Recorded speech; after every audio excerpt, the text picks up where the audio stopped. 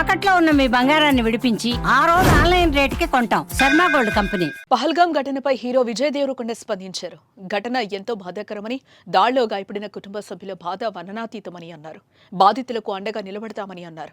కశ్మీర్లో జరుగుతున్న దురాఘాతాలకు కారణం చదువు లేకపోవడమే. వాళ్ళందరికీ చదువు చెప్పించి బ్రెయిన్ వాష్ కాకుండా ఉండేలా శిక్షణ ఇవ్వాలని అన్నారు. ఇలాంటి చర్యల వల్ల ఏం సాధిస్తారో తెలీదు. కశ్మీర్ ఇండియాదే, కశ్మీరీలు మనవాళ్లేనన్నారు విజయ్ దేవరకొండ. ఇక తను 2 ఏళ్ల కిందట అక్కడ షూటింగ్కు వెళ్లానని, చాలా బాగా చూసుకున్నారంటూ కశ్మీర్తో తనకున్న అనుబంధాన్ని పంచుకున్నారాయన. ఓ పక్క పాకిస్తాన్లో నీళ్లు, కరెంట్ లేక ఇబ్బంది పడుతుంటే వాటి సంగతి చూసుకోకుండా ఇక్కడికొచ్చి ఏం చేయాలనుకుంటున్నారో అర్థం కావడం లేదని అన్నారు. పాకిస్తాన్పై ఇండియా దాడి చేయాల్సిన అవసరం లేదని, కొన్ని రోజులు పోతే ఆ దేశ ప్రజలే అక్కడి ప్రభుత్వంపై దాడి చేస్తారని అన్నారు. మనమంతా ఒక్కటిగా కలిసి ఉండాలి, ఎదుటి వ్యక్తిని ప్రేమించడం నేర్చుకోవాలి. మనం జీవితంలో ముందుకు వెళ్లాలంటే అందుకు తాళం చెవి చదువు ఒక్కటే. మనం మన తల్లిదండ్రులు సంతోషంగా ఉన్నప్పుడే దేశం కూడా ముందుకు వెళ్తుందంటూ విజయ్ దేవరకొండ అన్నారు. హైదరాబాద్లో నిర్వహించిన రెట్రో ప్రీ రిలీజ్ వేడుకలో ఈ వ్యాఖ్యలు చేశారు Vijay Devarakonda.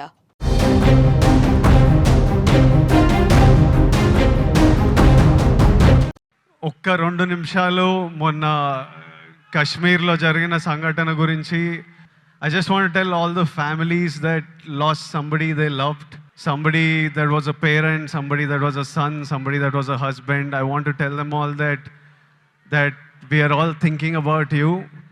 Meeru feel avutunna pain, we cannot come close to what you're feeling right now, but everyone is feeling the pain and feeling the anger, and we are all thinking of you. It shouldn't have happened, and we all stand in support of you.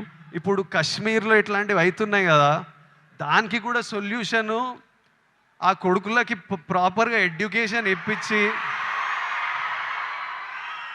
ఇట్లా brain wash కాకుండా ఏం సాధిస్తారో నేను చెప్తున్నా. కశ్మీర్ ఇండియాదే, కశ్మీరీస్ మనోలే. నేను 2 years back ఖుషి అప్పుడు కశ్మీర్లో shoot చేసిన. నాకు ఎంత మంచి మెమరీస్ ఉన్నాయో వాళ్ళతోని. వీళ్ళు పాకిస్తాన్ వాళ్ళు వాళ్ళ మనుషులను చూసుకోలేక అక్కడ కరెంట్లు లేవు, నీళ్ళు లేవు, వచ్చి ఇక్కడ ఏం చేయాలని చూస్తున్నారో. ఇండియా పాకిస్తాన్ మీద అటాక్ చేయాల్సిన పనే లేదు.